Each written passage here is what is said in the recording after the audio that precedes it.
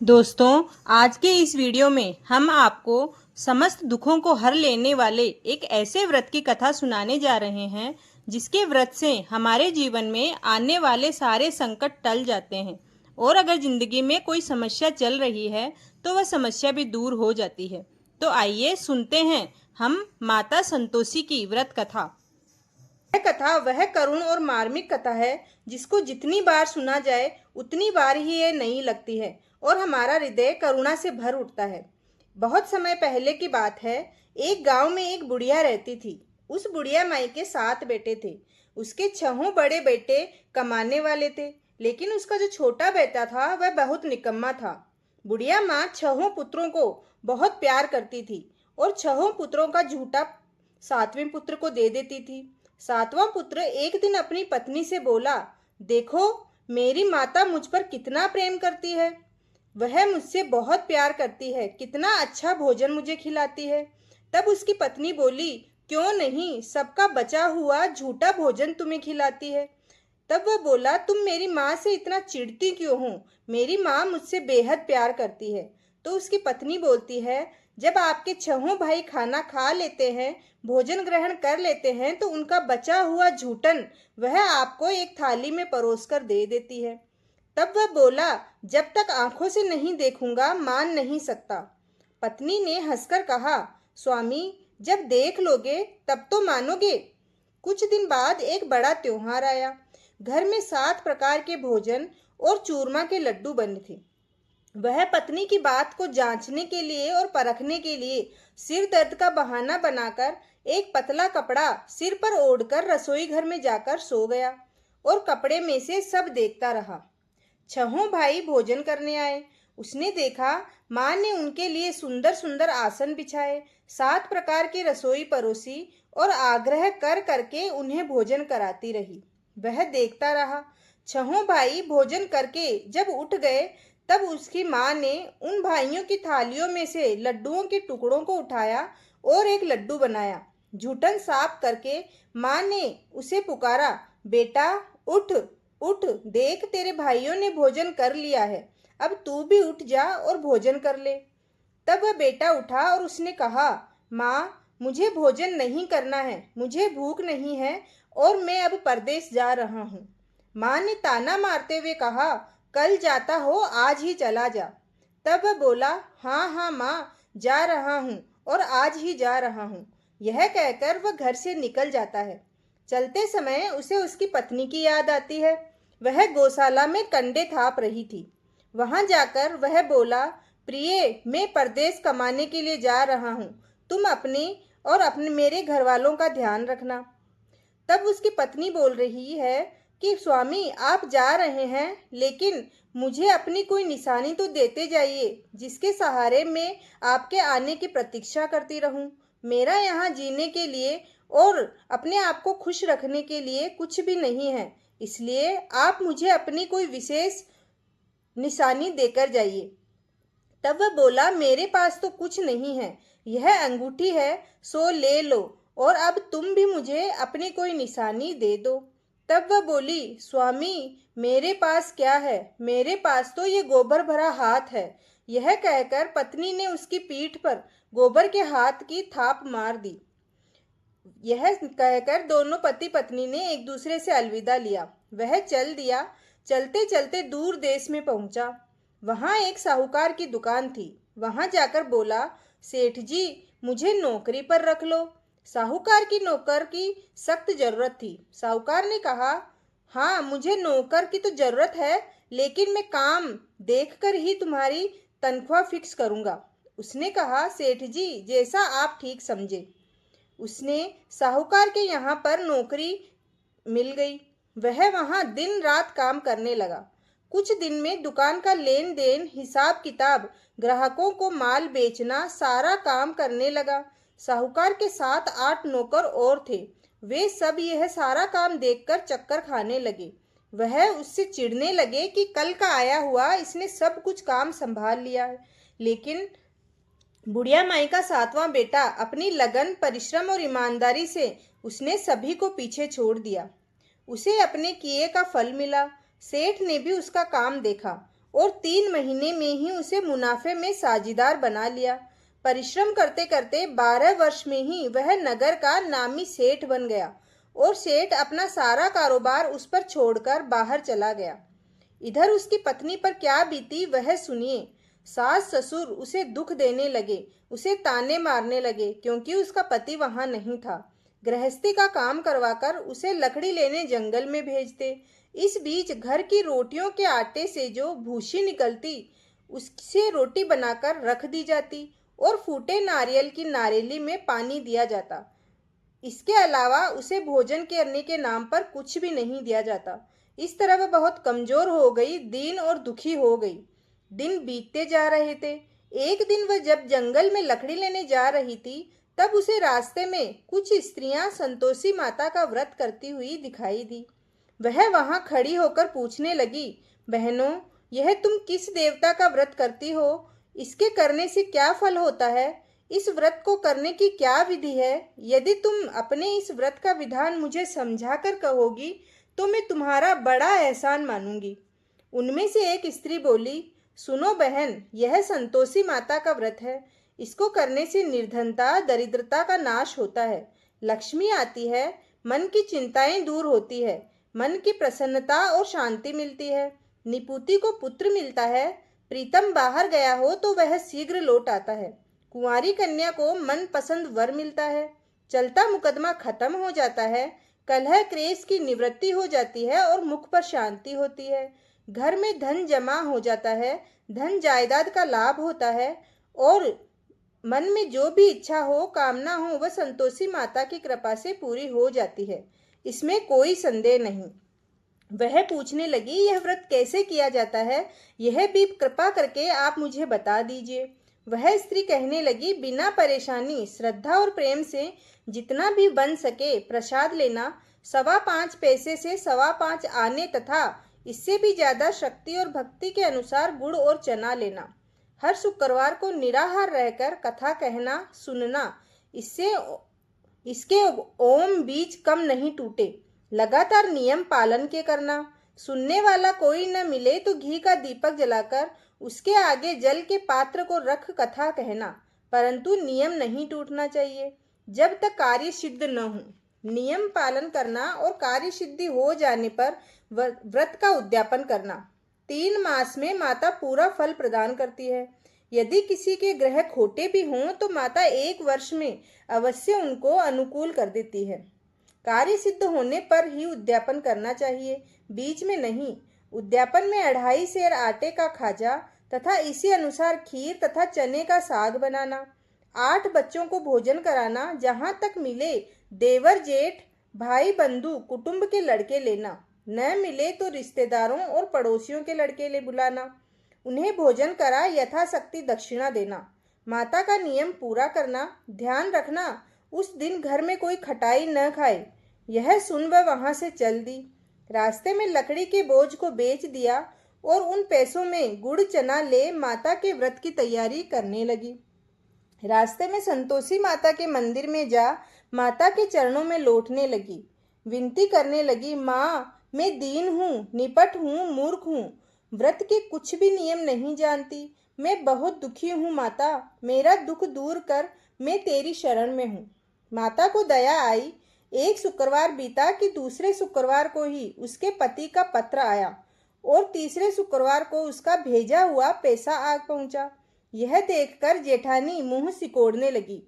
इतने दिनों बाद इतना पैसा आया, इसमें क्या बड़ाई है? लड़के ताने देने लगे।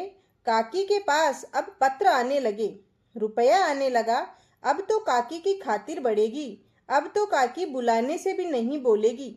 बेचारी सरलता से कहती, भैया, पत्र आए, रुपया आए तो हम सबके लिए अच्छा है। ऐसा कहकर आंखों में आंसू भरकर संतोषी माता के मंदिर में गई और माता के चरणों में गिरकर रोने लगी। माँ, मैंने तुमसे पैसा नहीं मांगा, मुझे पैसे से क्या काम? मुझे तो अपने सुहाग से काम है। मैं तो अपने स्वामी के दर्शन और सेवा मांगती हूँ।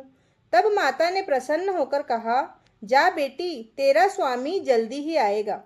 यह सुन खुशी से बावली होकर वह आकर काम करने लगी। संतोषी माँ विचार करने लगी, इस भोली पुत्री से मैंने कह तो दिया कि तेरा पति शीघ्र आएगा, पर आएगा कहाँ से? वह तो इसे सपने में भी याद नहीं करता। उसे इसकी याद दिलाने तो मुझे ही जाना पड़ेगा। संतोषी माता ने उस बुढ़िया के बेटे को स्वप्न में समझाया, पुत्र, तेरी घरवाली कष्ट उठा रही है। यह बोला, हाँ माता, यह तो मुझे भी मालूम है, परंतु क्या करूं, वहां कैसे जाऊं? परदेश की बात है, लेन देन का सारा हिसाब किताब है, कोई जाने का रास्ता नजर नहीं आता। आप ही कोई राह दिखाए कि मैं कैसे जाऊं। माँ कहने लगी, सवेरे नहा धोकर संतोषी माता का नाम लेना, घी का दीपक जलाकर दंडवत कर और दुकान पर जाकर बैठना। देखते देखते तेरा लेन देन चूक जाएगा, जमा माल बिक जाएगा, सांझ होते होते धन का ढेर लग जाएगा। वह अगले दिन सुबह सुबह जल्दी उठा। उसने अपने मित्र बंधुओं परिचितों से स्वप्न में माता द्वारा कही गई बात कह सुनाई। वे सब उसकी बात सुनकर उसकी खिल्ली उड़ाने लगे। वे कहने लगे, कहीं कभी सपने की बात भी सच्ची होती है। एक बूढ़ा व्यक्ति बहुत समझदार था। वह बोला, देखो भाई, मेरी बात मानो, इस तरह सांच या झूठ कहने के बदले देवता ने जैसा कहा है वैसा ही करना। तेरा क्या जाता है? बूढ़े की बात मानकर नहा धोकर उसने संतोषी माता को प्रणाम किया, फिर घी का दीपक जलाकर दुकान पर जा बैठा। शाम तक धन का ढेर लग गया। वह हैरान हुआ, मन में संतोषी माता का नाम ले प्रसन्न हो घर जाने के वास्ते गहना कपड़ा व सामान खरीदने लगा। सब काम से निपट अपने घर को रवाना हुआ। उधर उसको पत्नी जंगल में लकड़ी लेने गई थी। लौटते वक्त थक जाने के कारण संतोषी माता के मंदिर पर विश्राम करने बैठ गई। यह तो उसका रोज का रुकने का स्थान था। धूल उड़ती देख उसने पूछा, हे माता, यह धूल कैसी उड़ रही है? माँ ने कहा, हे पुत्री, तेरा पति आ रहा है। अब तू ऐसा कर, लकड़ियों के 3 गट्ठर बना, एक नदी के किनारे रख, दूसरा मेरे मंदिर पर और तीसरा अपने सिर पर रख। तेरे पति को लकड़ी का गट्ठा देखकर मोह पैदा होगा। वह यहाँ रुकेगा, नाश्ता पानी बना खाकर माँ से मिलने जाएगा। तू लकड़ी का बोझ उठाकर जाना और बीच चौक में गट्ठा डालकर 3 आवाजें जोर से लगाना, लो सासू जी, लकड़ियों का गट्ठा लो, भूसी की रोटी दो, नारियल के खप्पर में पानी दो। आज कौन मेहमान आया है? संतोषी माँ की बात सुनकर वह बहुत अच्छा माँ कहकर प्रसन्न मन से लकड़ियों के 3 बोझ बना लाई। एक नदी के तट पर, दूसरा माता के मंदिर पर रखा। इतने में मुसाफिर वहां आ पहुंचा। सूखी लकड़ी देख उसको इच्छा हुई, अब यहीं विश्राम कर लें और भोजन बनाकर खा पीकर गांव चलें। इस प्रकार भोजन कर विश्राम कर वह अपने गांव में आ गया। उसी समय बहू सिर पर लकड़ी का गट्ठा लिए आई। उसने गट्ठे को आंगन में डाल जोर से 3 आवाजें दी, लो सासू जी, लकड़ी का गट्ठा लो, भूसी की रोटी दो, नारियल के खप्पर में पानी दो। आज कौन मेहमान आया है? यह सुनकर सासू ने अपने दिए हुए कष्टों को भुलाने के लिए कहा, बहू, तू ऐसा क्यों कहती है? तेरा मालिक ही तो आया है। बैठ, मीठा भात खाकर कपड़े गहने पहन। पत्नी की आवाज सुनकर उसका स्वामी बाहर आया और उसके हाथ में पहनी अंगूठी देख व्याकुल हो गया। उसने माँ से पूछा, माँ, यह कौन है? माँ बोली, बेटा, तेरी पत्नी है। आज 12 वर्ष हो गया है।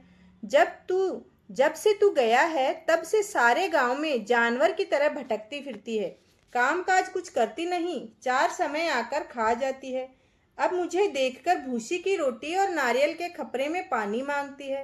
वह बोला, मैंने इसे भी देखा है माँ, और तुम्हें भी। मुझे दूसरे घर की चाबी दो, मैं उसमें रहूंगा। ठीक है बेटा, जैसी तेरी मर्जी, कहकर माँ ने चाबी का गुच्छा बेटे के सामने रख दिया। उसने दूसरे घर को खोलकर सारा सामान जमाया। एक ही दिन में वहां राजा के महल जैसा ठाट बाट बन गया। अब क्या था, वह सुख भोगने लगी। अगला शुक्रवार उसने पति से कहा, मुझे संतोषी माता का उद्यापन करना है। पति बोला, बहुत अच्छा, खुशी से कर लो। वह उद्यापन की तैयारी करने लगी। जेठ के लड़कों को भोजन के लिए कहने गई। उन्होंने मंजूर किया, परंतु पीछे से जेठानी ने अपने बच्चों को बुलाया और उन्हें सिखाते हुए बोली, देखो बच्चों, भोजन के समय सब लोग खटाई मांगना, जिससे तुम्हारी चाची का उद्यापन पूरा न हो। लड़के भोजन करने गए। खीर पेट भर कर खाई, परंतु बात याद कर आते ही कहने लगे, हमें कुछ खटाई खाने को दो, खीर खाना हमें भाता नहीं, देखकर अरुचि होती है। लड़के उठ खड़े हुए, बोले, पैसे लाओ। भोली बहू कुछ जानती न थी, उसने उन्हें पैसे दे दिए। लड़कों ने बाजार जाकर उन पैसों से इमली खरीदी और खाई। यह देखकर बहू पर माताजी ने कोप किया। राजा के दूत उसके पति को पकड़कर ले गए। अब सब मालूम हो गया। जब जेल की रोटी खाएगा, बहू से यह वचन सहन नहीं हुए। वह संतोषी माता के मंदिर में गई और कहने लगी, माता, तुमने यह क्या किया? हंसा कर अब रुलाने लगी। माता बोली, पुत्री, तूने मेरा व्रत भंग किया है, इतनी जल्दी सब बातें भुला दी। वह बोली, माता, भूली तो नहीं हूँ, न कुछ अपराध किया है, मुझे तो लड़कों ने भूल में डाल दिया, मुझे क्षमा करो माँ। माँ बोली, ऐसी भूल भी कहीं होती है? वह बोली, अब कोई भूल नहीं होगी, अब बताओ मेरे पति कैसे आएंगे? माँ बोली, पुत्री, जा, तेरा पति तुझे रास्ते में ही आता मिलेगा। वह मंदिर से निकलकर बाहर आई तो रास्ते में उसे अपना पति आता हुआ मिला। उसने कहा, कहाँ गए थे? वह बोला, इतना धन जो कमाया है उसका कर राजा ने मांगा था, वह भरने गया था। वह प्रसन्न होकर बोली, भला हुआ, अब घर चलो। फिर अगला शुक्रवार आया। वह बोली, मुझे माताजी का उद्यापन करना है। पति ने कहा, ठीक है, कर लो। वह फिर जेठ के लड़कों से भोजन को कहने गई। जेठानी ने लड़कों को सिखा दिया कि तुम पहले ही खटाई मांगना। लड़के भोजन करने बैठे, लेकिन भोजन करने से पहले ही कहने लगे, हमें खीर पूरी नहीं भाती, हमारा जी बिगड़ता है, कुछ खटाई खाने के लिए दे दो। वह बोली, खटाई खाने को नहीं मिलेगी, खाना हो तो खाओ। उनके उठकर चले जाने पर उसने ब्राह्मण के लड़कों को बुलाकर भोजन करवाया। दक्षिणा की जगह उन्हें एक एक फल दिया। इससे संतोषी माता प्रसन्न हो गई। माता की कृपा से 9 माह बाद उसको चंद्रमा के समान एक सुंदर पुत्र प्राप्त हुआ। पुत्र को लेकर वह प्रतिदिन संतोषी माता के मंदिर में जाने लगी। माँ ने सोचा, यह रोज आती है, आज क्यों न मैं इसके घर चलूं, इसका आसरा तो देखूं। यह विचार कर माता ने भयानक रूप बनाया। गुड़ और चने से सना मुख, ऊपर से मूंद के समान होंठ, उस पर मक्खियां भिनभिना रही है। दहलीज में पैर रखते ही उसकी सास चिल्लाई, देखो रे, कौन चुड़ैल डाकिन चली आ रही है, बेटो भगाओ इसको, नहीं तो सबको खा जाएगी। बहू रोशनदान से देख रही थी। वह प्रसन्न हो उठी, आज मेरी माता मेरे घर आई हैं। यह कहकर दूध पीते बच्चे को गोद से उतार दिया। इस पर उसकी सास को क्रोध आ गया। वह क्रोध में भरकर बोली, अरे देखो रे, कैसे उतावली हुई है, जो बच्चे को पटक दिया। इतने में माँ के प्रताप से जहाँ देखो वहाँ बड़े लड़के ही लड़के नजर आने लगे। वह बोली, माँ जी, मैं जिनका व्रत करती हूँ यह वही संतोषी माता है।